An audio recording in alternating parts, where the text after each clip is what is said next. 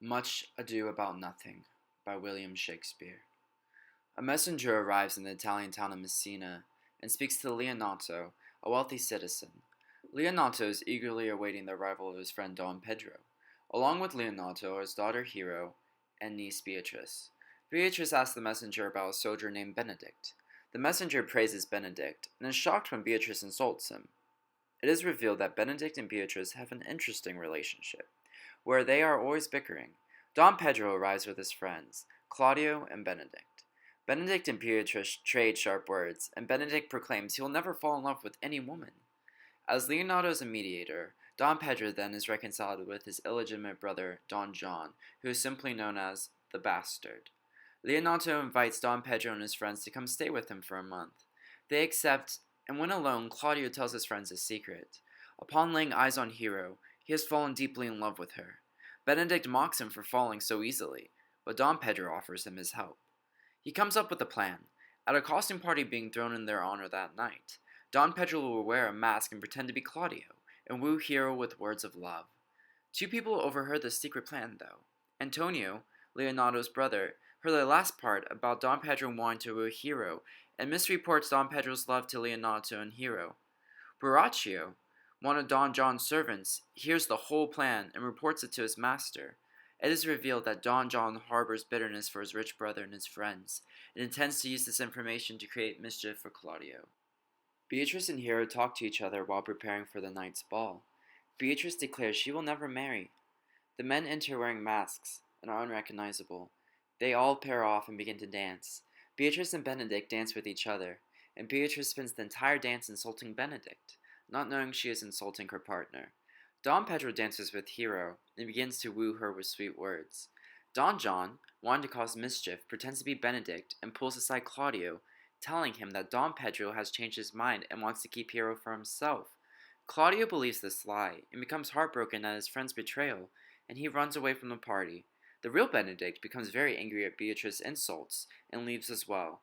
When Claudio returns, Don Pedro tells him of his success and how Hero has agreed to marry Claudio. Claudio is overwhelmed with happiness and is so grateful to Don Pedro. Claudio and Hero speak alone and promise themselves to each other.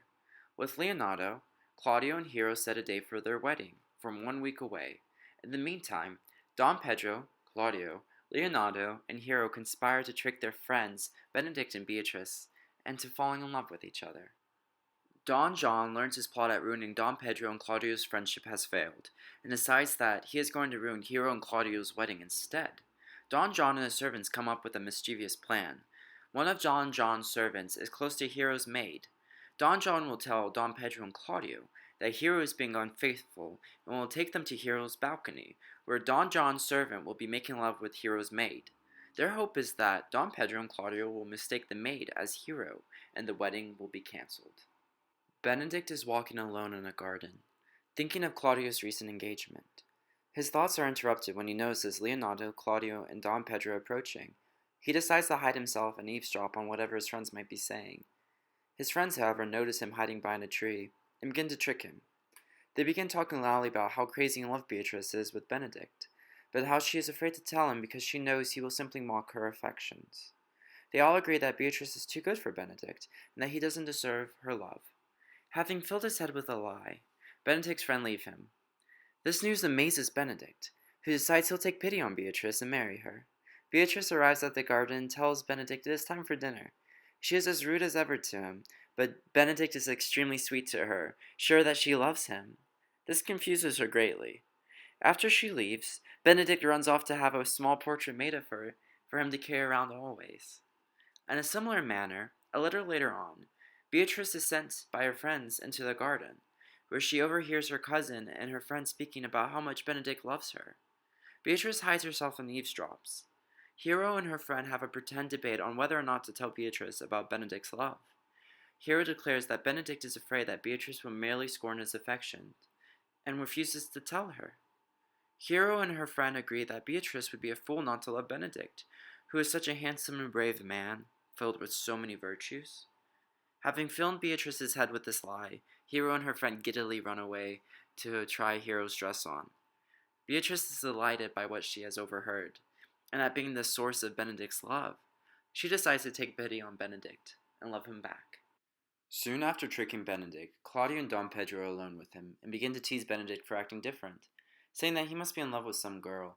However, Benedict is made passive by his affection for Beatrice and doesn't even bother to respond to his friend's taunting. As they are mocking Benedict, Don John arrives and tells them he has uncovered an unfortunate secret, that Hero is being unfaithful to Claudio. Don John says he can prove it, if Don Pedro and Claudio are willing to meet up with him that night. Claudio is very disturbed by this news.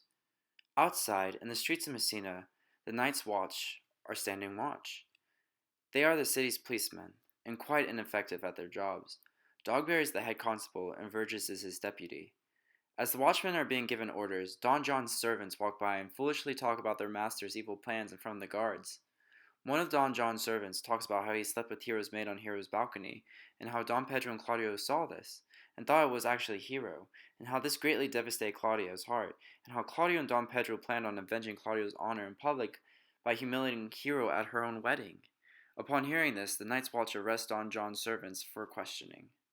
On the morning of her wedding, Hero is excitingly getting ready and teasing Beatrice about being in love. The men arrive and they all proceed to the church. The constable Dogberry and Verges try to grab Leonardo and warn him that they have two criminals with information that would interest him. However, the constable and deputy stumble over their words, and Leonardo is uninterested, telling them he is busy, and so Leonardo enters the church. At the wedding, the friar asks Claudio if he takes Hero to be his bride. In front of all the witnesses, Claudio says no, and calls Hero a whore. Don Pedro agrees with him and defames Hero. Leonardo believes these accusations and falls to his knees crying. Shocked by these cruel accusations, Hero faints. Benedict and Beatrice rush to her side. Claudio and Don Pedro leave the church without giving Hero a second glance. Benedict and Beatrice believe Hero to be an innocent, and Benedict cleverly realizes that Don John is most likely behind this mischief. The friar calms down Leonardo and convinces him of Hero's innocence, and comes up with a plan. They would tell all that Hero died from the shock and anguish of this accusation, and that this will turn Claudio and Don Pedro's anger into regret. And hopefully the truth of whoever spread these lies would come out. If they cannot prove her innocence, they plan on sending Hero off to a convent. Left alone, Benedict comforts Beatrice, and they confess their love for each other. Beatrice is greatly confused by their mutual love and has many conflicting emotions. Beatrice asks Benedict to kill Claudio to prove his love for her. Benedict refuses at first, but is won over by Beatrice, and declares he will indeed challenge Claudio to a duel. Leonardo runs into Claudio and Don Pedro and challenges Claudio to a duel for spreading lies about his daughter. Leonardo tells them how Hero died of grief, and that as her father he will have his revenge.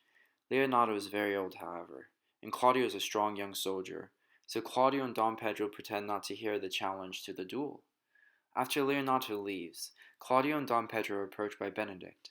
Claudio and Don Pedro try to make jokes with him, but Benedict refuses to be their friend any longer.